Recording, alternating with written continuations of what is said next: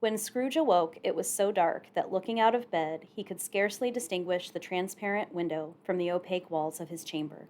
He was endeavoring to pierce the darkness with his ferret eyes when the chimes of a neighboring church struck the 4 quarters, so he listened for the hour. To his great astonishment, the heavy bell went on from 6 to 7, and from 7 to 8, and regularly up to 12, then stopped. 12! It was past 2 when he went to bed. The clock was wrong. An icicle must have got into the works. 12. He touched the spring of his repeater to correct the most preposterous clock. Its rapid little pulse beat 12, and stopped. "Why, it isn't possible," said Scrooge, "that I have slept through a whole day and far into another night. It isn't possible that anything has happened to the sun, and this is 12 at noon?" The idea being an alarming one, he scrambled out of bed and groped his way to the window. He was obliged to rub the frost off with his sleeve of his dressing gown before he could see anything, and he could see very little then.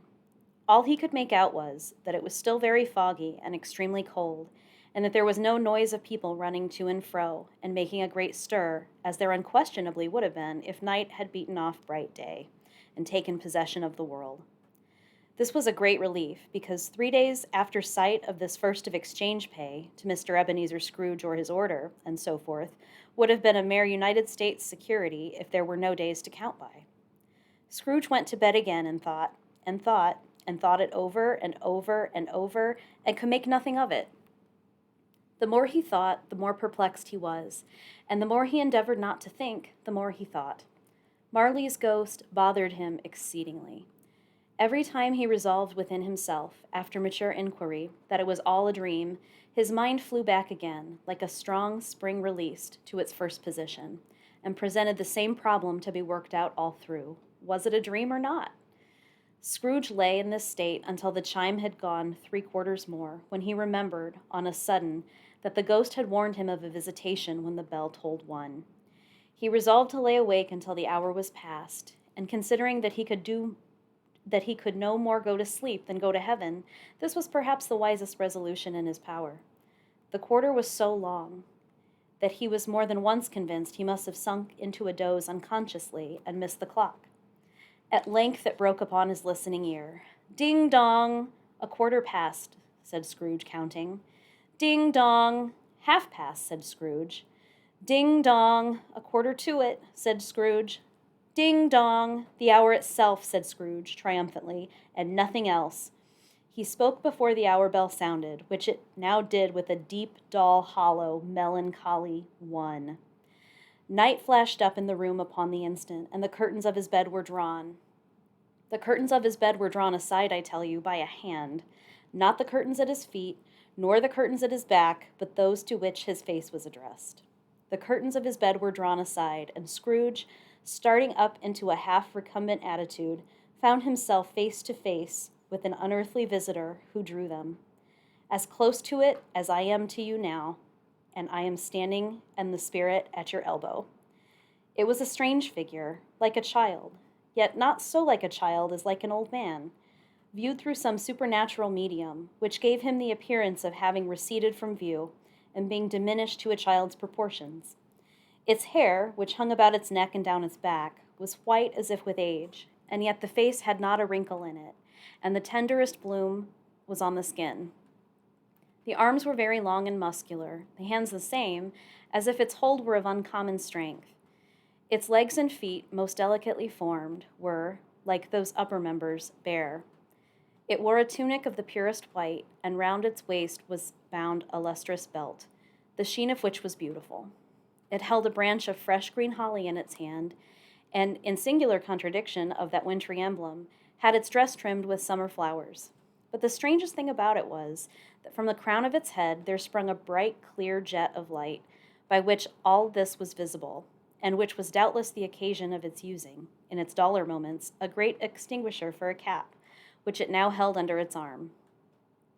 Even this, though, when Scrooge looked at it with increasing steadiness, was not its strangest quality. For as its belt sparkled and glittered now in one part and now in another, and what was light one instant at another time was dark, so the figure itself fluctuated in its distinctness, being now a thing with one arm, now with one leg, now with 20 legs, now a pair of legs without a head, now a head without a body, of which dissolving parts no outline would be visible in the dense gloom wherein it melted away. And in the very wonder of this, it would be itself again, distinct and clear as ever. "Are you the spirit, sir, whose coming was foretold to me?" asked Scrooge. "I am." The voice was soft and gentle, singularly low, as if instead of being so close beside him, it were at a distance. "Who and what are you?" Scrooge demanded. "I am the ghost of Christmas past."